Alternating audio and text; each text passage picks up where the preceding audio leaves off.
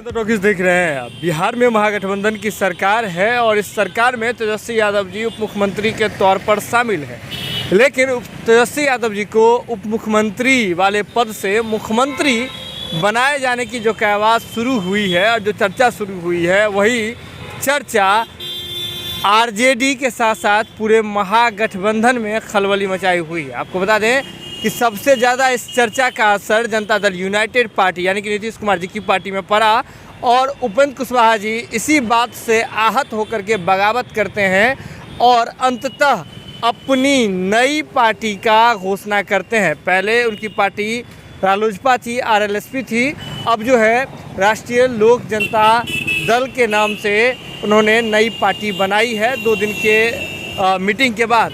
लेकिन अब आपको बता दें कि मीटिंग के बाद जैसे ही उपेंद्र कुशवाहा जी ने पार्टी बनाई है, इससे पहले ही चर्चा ये हो रही थी जनता दल यूनाइटेड और आरजेडी के तमाम नेताओं के द्वारा कि उपेंद्र कुशवाहा जी ये तमाम चीज़ें बीजेपी के साथ मिल करके कह रहे हैं, बीजेपी के गोद में बैठ करके कर रहे हैं। हालांकि उपेंद्र कुशवाहा जी बार बार इस बात की दुहाई दे रहे थे कि ऐसा कुछ भी नहीं है, बीजेपी से हमारा कोई लेना देना नहीं है। लेकिन एक तस्वीर सोशल मीडिया पर आई थी जब उपेंद्र कुशवाहा जी दिल्ली में मौजूद थे, इलाज करवा रहे थे, और वह तस्वीर एक अगर देखें तो उस तस्वीर ने बिहार के राजनीतिक गलियारे में तहलका मचा करके रख दिया था।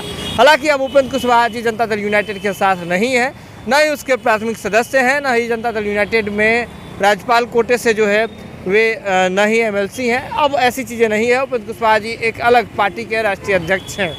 लेकिन अब आपको बता दें कि जैसे ही उन्होंने पार्टी बनाई है, इसके बाद बीजेपी के प्रदेश अध्यक्ष संजय जायसवाल जी से मुलाकात उनकी हो रही है। उनके आवास पर, उपेंद्र कुशवाहा जी के आवास पर संजय जायसवाल जी से मुलाकात होती है और जैसे ही यह मुलाकात की बातें सामने आती है, गुप्त मुलाकात की खबरें सामने आती है, इसके बाद बिहार के राजनीतिक गलियारों में एक बार फिर से चर्चा तेज हो जाती है। और आरजेडी के जो पूर्व विधायक रह चुके हैं, हम बात करें शक्ति यादव जी, तो शक्ति यादव जी ने स्पष्ट रूप से कहा है कि इस पर हमें कोई दिक्कत नहीं हो रहा है, किसी भी तरह का कोई अचंभा नहीं हो रहा है। पहले से ही हमें पता था कि उपेंद्र कुशवाहा जी ऐसी चीज़ें बीजेपी के साथ मिलकर के बीजेपी के गोद में बैठ करके कर रहे हैं। देखिए क्या कुछ कह रहे हैं आरजेडी के नेता शक्ति यादव जी, आइए देखते हैं उनका ये वीडियो। उपेंद्र कुशवाहा जी और संजय जायसवाल जी की मुलाकात पर हमें तो कोई असर नहीं हो रहा है।